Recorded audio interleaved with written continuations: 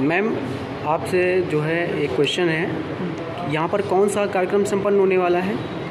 यहाँ पर भारत सरकार की योजना है स्वामित्व योजना। जी। स्वामित्व योजना के तहत हम लोग ने ड्रोन सर्वे कराया हुआ है, जिसमें कि जैसे अभी तक हमारे जो गांव की आबादी के अंदर का जो क्षेत्र होता था उसके कोई भी अभिलेख उपलब्ध नहीं हो पाते थे, जिससे ग्रामीणों में अक्सर विवाद बना रहता था ज़मीन को लेकर। उसके किसी तरह का कोई और लाभ जैसे बैंक से लोन इत्यादि की सुविधा नहीं मिल पाती थी। तो हमारा जो सरकार है उसने एक कार्यक्रम स्वामित्व योजना का शुरू कराया है, जिसमें हम सर्वेक्षण करके आबादी में जो गाटे हैं उनको काटने के बाद उसमें एक मैप बनाते हैं। मैप बनाने के बाद उसको एक प्रारूप भरते हैं, किसका कितना नंबर है, क्या गाटा संख्या है, सारी डिटेल भरने के बाद सर्वे ऑफ इंडिया जो है वो हमारे साथ इसमें काम कर रहा है।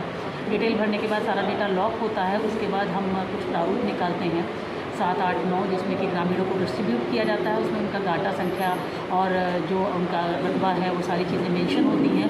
अगर वो सहमत होते हैं जो हमने सर्वे किया है तो उस पर सहमत लिख देते हैं। उसके बाद हमारा प्रारूप 10 जनरेट होता है, जो कि खतौनी की तरह, जिसको कि आम बोलचाल भाषा की में एक घरौनी का नाम दिया गया है। तो वो घरौनी फिर उनको उनका जो अधिकार अभिलेख है वो उनको उपलब्ध कराते हैं। तो आज हमारे यहाँ माननीय सांसद जी और माननीय हमारे जो विधायक जी हैं राजेंद्र जी और साध्वी जी हैं, जो यहाँ पे इस कार्यक्रम में रहेंगे और कुछ लोगों को सांकेतिक रूप से घरौनी का वितरण किया जाएगा, प्रारूप 10 का, जो इनके आबादी के क्षेत्र के अधिकार अभिलेख है। और बाकी जो है हमारे लेखपालों के द्वारा जो है वो घर घर जाके वितरण किया जा रहा है और सहमति मिल रही है। जी, क्या इससे लगता है कि जनता को लाभ मिलेगा?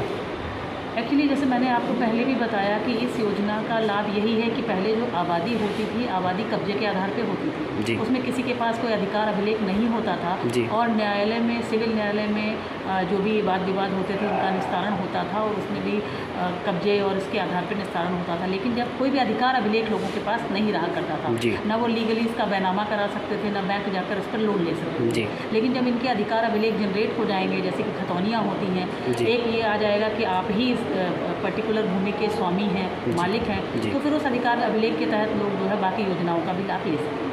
चलिए, धन्यवाद मैम, थैंक यू।